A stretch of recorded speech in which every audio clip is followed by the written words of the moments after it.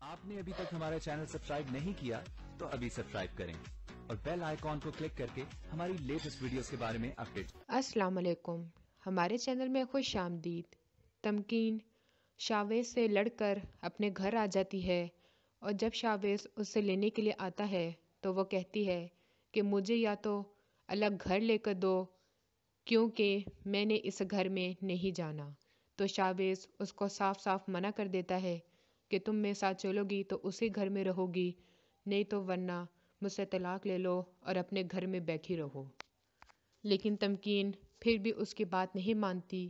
تو شاویز دوسری چال چلتا ہے اور جا کے اس کے باپ کو کہتا ہے کہ میں ایک شریف آدمی ہوں اور تمکین مجھ سے طلاق کی بات کر رہی ہے، ہمارے خاندان میں طلاقیں نہیں ہوتی۔ یہ بات سنتے ہی تمکین کا باپ غصے میں آ جاتا ہے اور تمکین کو زبردستی شاویز کے ساتھ بھیج دیتا ہے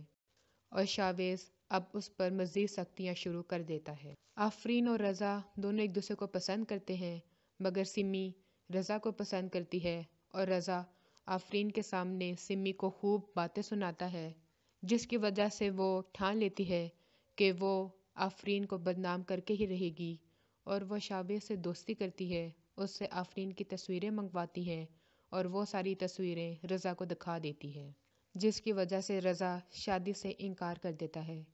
مگر کاشف جو ان سارے قصے میں انوالو ہوتا ہے اس کی اپنی بیٹی مر جاتی ہے جس کی وجہ سے اسے احساس ہوتا ہے کہ اس نے آفرین کے ساتھ کتنا برا کیا ہے، تو وہ خود جا کے رضا کو سارا کچھ سچ سچ بتا دیتا ہے اور اس کی وجہ سے شاویز کا بھی سچ سامنے آ ہی جاتا ہے۔ ہماری مزید ویڈیو کو دیکھنے کے لیے ہمارے چینل کو سبسکرائب کریں،